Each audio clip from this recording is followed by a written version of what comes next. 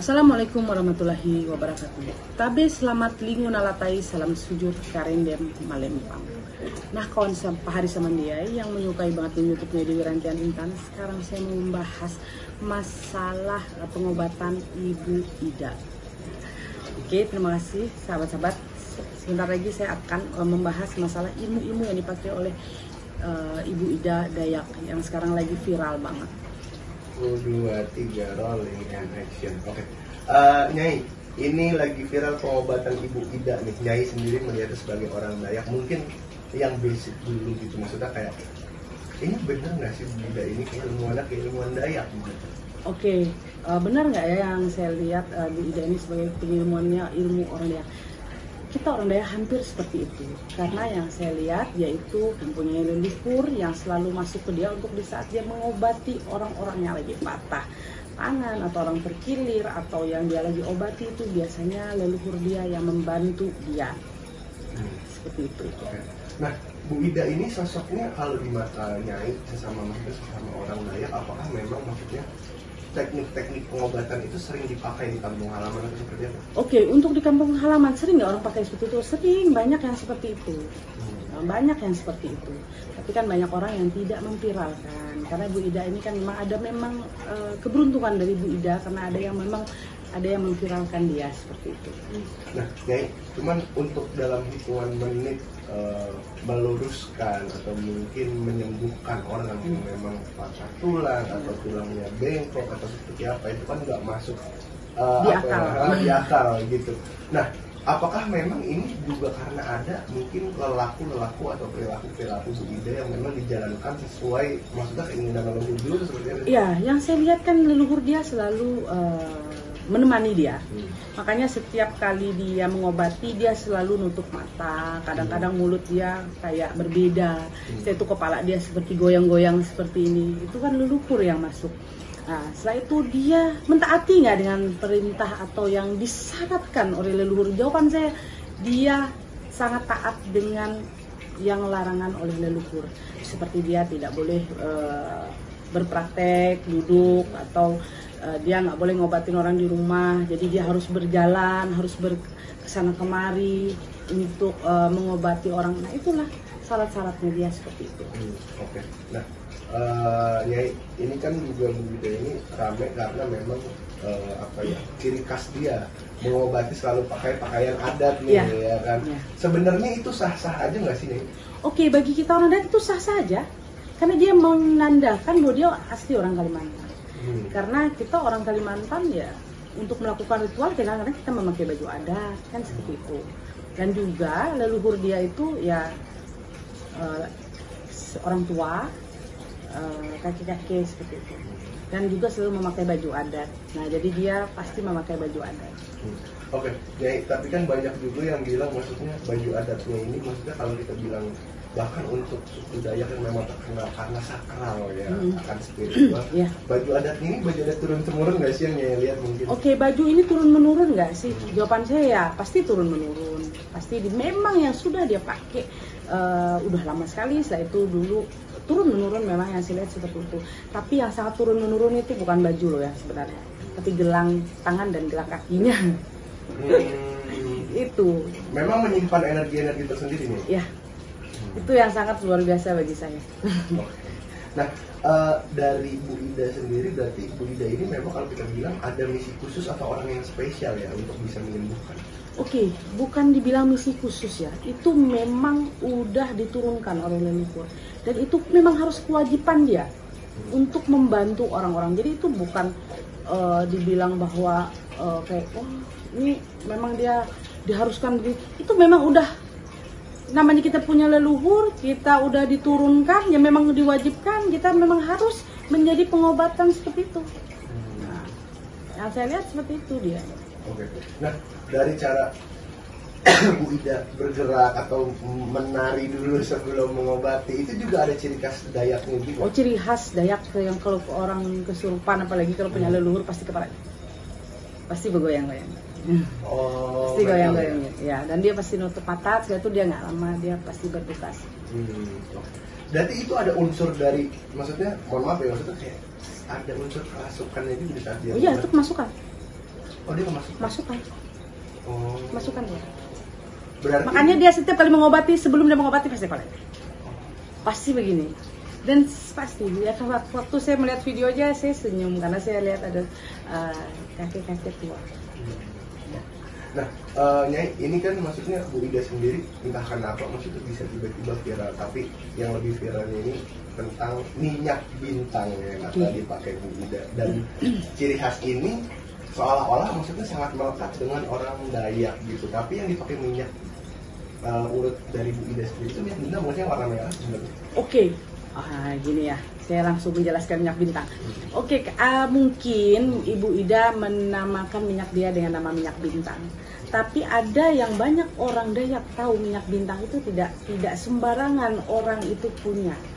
Biasanya kalau minyak bintang yang betul-betul minyak bintang itu biasanya diambil karena orang itu perlu. Bila mana seandainya orang ini tabrakan, patah tulang, udah rusak, udah apa, itu nanti dioleskan lalu diteteskan ke dalam mulutnya untuk supaya tulang-tulang itu bisa menyatu. Seperti itu. Mungkin kalau Ibu Ida menamakan punya dia minyak bintang, mungkin itu nama dari Bu Ida. Seperti itu, karena minyak bintang itu tidak sembarangan. Orang mengambilnya pun ada syarat. Nah, kalau Ibu Ida kan nggak ada syaratnya, dia bantu orang dan dia mungkin yang saya lihat minyak dia itu dinamakan minyak bintang, tapi bukan minyak bintang yang sering dikatakan oleh orang Dayak. Minyak bintang itu akan bereaksi di saat kapan ya? Biasanya minyak bintang yang betul-betul minyak bintang yang biasa orang Dayak pahami itu biasanya akan bereaksi di saat malam hari. Makanya dibilanglah minyak bintang karena minyak itu akan bereaksi di saat malam hari. Di saat bintang itu muncul. Ya. Makanya dibilanglah minyak bintang. Oh, oke.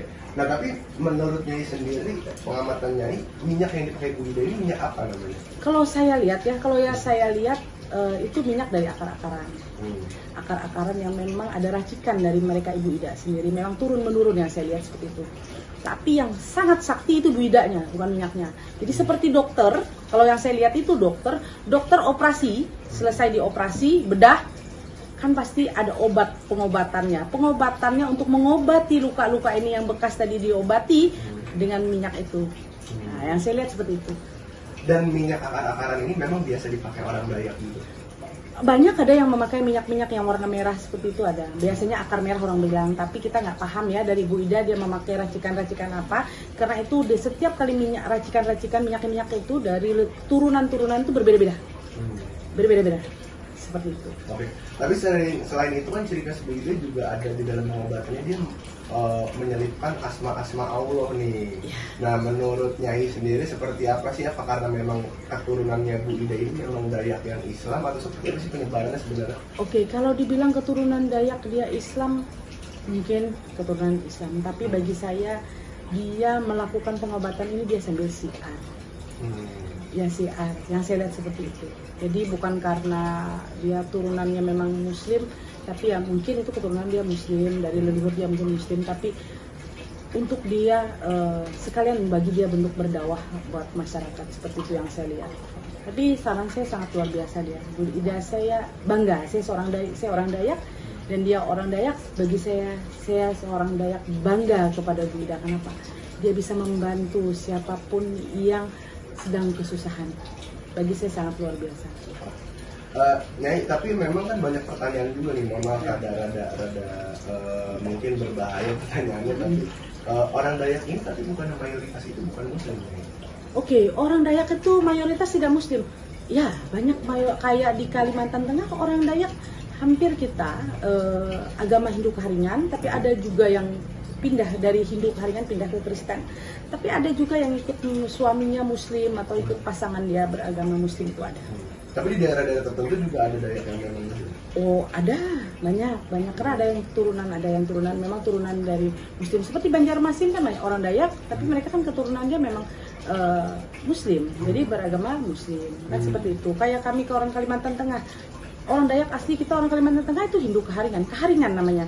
Nah, jadi kita hampir mayoritas orang Dayak itu di Kalimantan Tengah ya Keharingan, tapi kita ada juga keluarga yang orang Dayak ini yang sudah berpindah agama menjadi ke Kristen.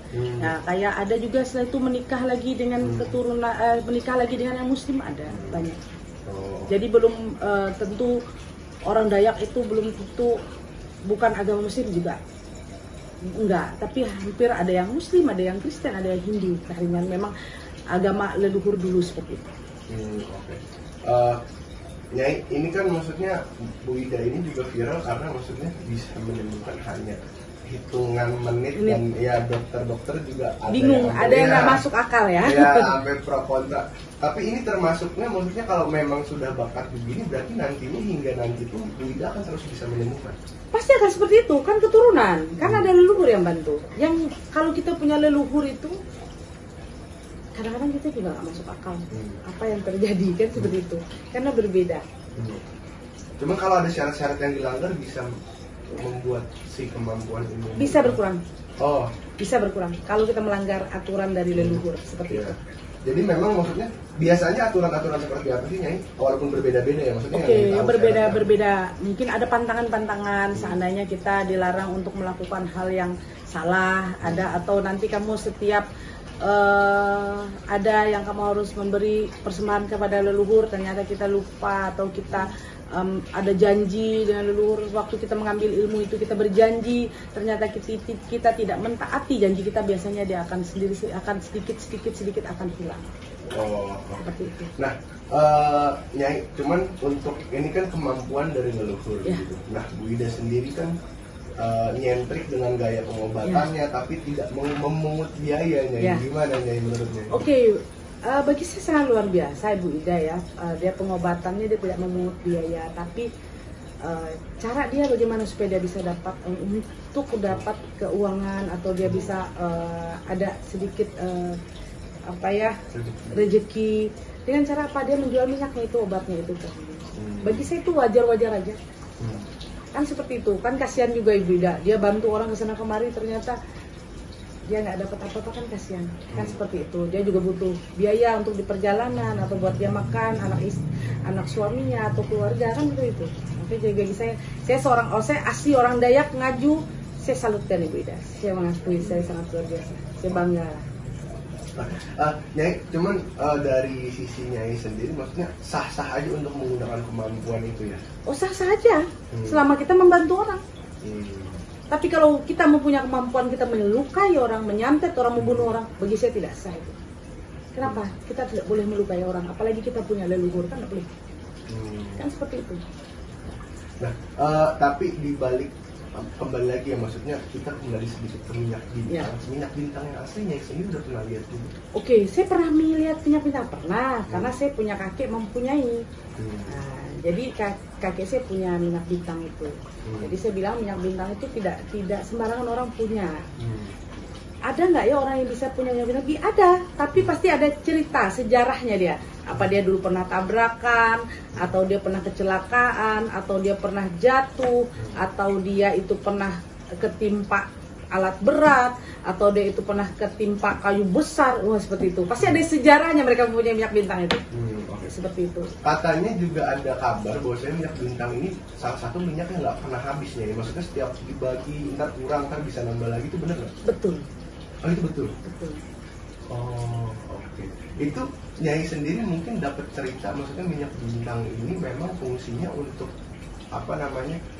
untuk orang-orang tertentu aja, atau memang ini bisa diserahkan ke orang yang bukan Dayak sekalipun tapi asal tujuannya baik atau seperti itu?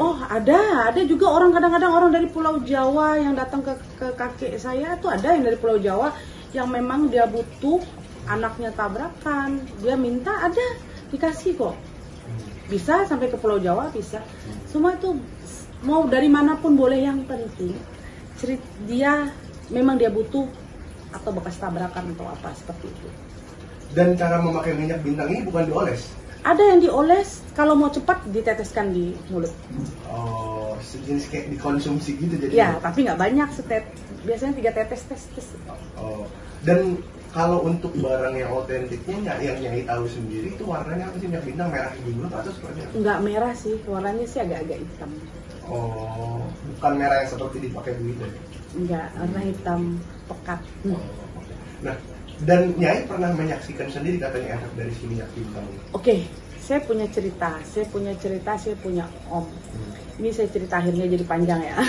Saya punya cerita, ada satu om saya bekerja di satu BUMN, dia bekerja di PLN seperti itu, dan dia pernah jatuh dari sutet.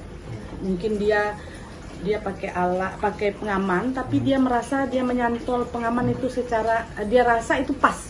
Ternyata dia tidak pas mencantolkan pengaman ini, akhirnya dia jatuh dari sutet itu ke bawah. Itu tulang belakang ini, tulang depan, tulang rusuk ini, karena dia jatuhnya telentang, jadi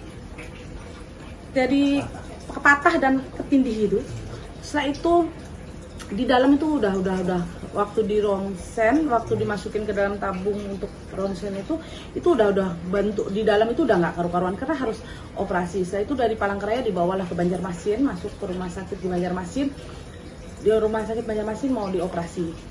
Nah, tapi udah dikasih tahu ini udah nggak akan bisa, susah karena udah mungkin orang mengatakan ya udahlah tinggal nunggu waktunya lah ya. Nah, tapi keluarga ini tetap, namanya keluarga, tetap berusaha. Bagaimana akhirnya mereka mendatangi kakek saya di kampung, berangkat meminta minyak itu, akhirnya itu dikasih, dibawa. Malam itu diteteskan kepada om saya itu. Setelah diteteskan, saya itu ditutup kain, ditinggal. Jadi waktu ditinggal itu bunyi kertak-kertak, pokoknya bunyi apa ya, kasur itu, ranjang kasur itu berbunyi. Setelah itu pas mereka lihat, pas malam itu bunyi aja. Itu mereka ada jenguk itu melihat tangan itu kayak bergerak sendiri, kayak bergerak sendiri, kayak bagaimana ya, kayak bergerak sendiri. Kayak tulang terus. Iya, dan itu keringat banyak, itu air keringat itu nyecur semua. Pagi dia sadar, saya itu baru mau dioperasi, di ronsen, ternyata kembali sempurna. Kembali ada yang tulang-tulangnya remuk kok bisa nyambung, yang pokoknya nyambung. Dan itu benar, nggak bohong. Nah, dan itulah itu bagi saya minyak bintang ya, seperti itu yang kita. Berarti memang minyak bintang ini istimewa ya, bahkan tidak perlu treatment seperti dipijit, dia hanya memang diteteskan dan dioleskan aja. Seperti itu. Oke. Nah, menurut Nyai sendiri nih, Bu Ida kan akhirnya viral gitu dengan maksudnya brandingnya minyak bintang gitu. Nah, pada akhirnya kalau kita bilang Bu Ida ini viral dengan kemampuannya dia dan juga bakatnya dia, tapi bisa nggak sih mungkin ada orang Dayak lain juga menyembuhkan seperti Bu Ida yang tidak punya leluhur, itu bisa nggak?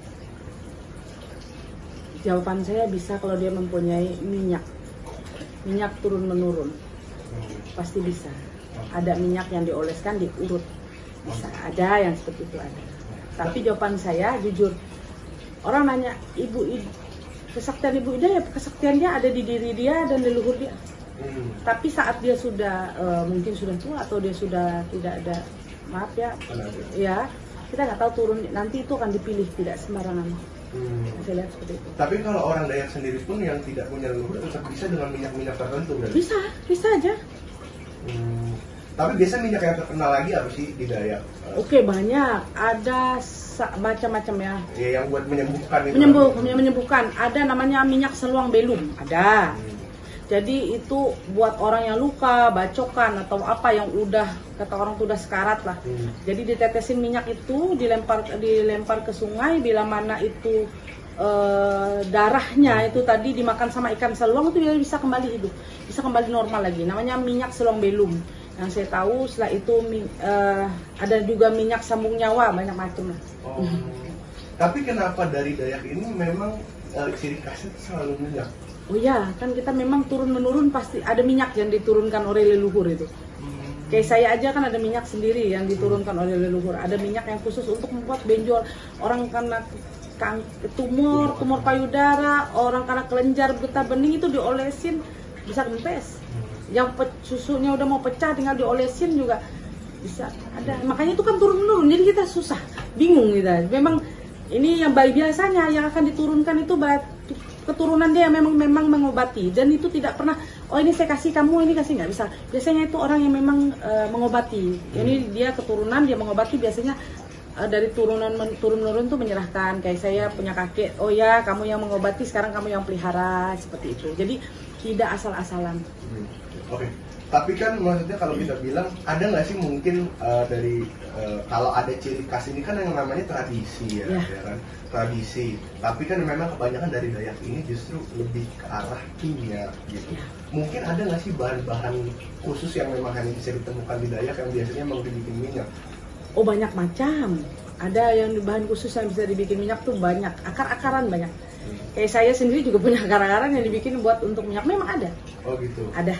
Dan itu pengetahuannya juga turun-menurun ya? Turun-menurun, nggak asal-asalan. Jadi kalau asal-asalan nanti malah bisa salah orang. Itu biasanya turun-menurun. Oh ini obatnya ini, buat ini gitu. Itu berarti kita punya kakek kasih tahu oh ini obatnya ini. Jadi turun-menurun, nggak asal-asalan. Nih, cuman kalau untuk minyak yang diturunkan berarti ini benar-benar maksudnya yang buat tuh leluhur, bukan orang zaman sekarang nih yang buat. Bukan, itu pasti leluhur, nggak bisa sembarangan. Leluhur, makanya turun menurun itu biasanya turun menurun tuh leluhur yang membuat. Yang terakhir, ini kan Bu Ida mengharumkan nama Dayak juga pada akhirnya ya kan.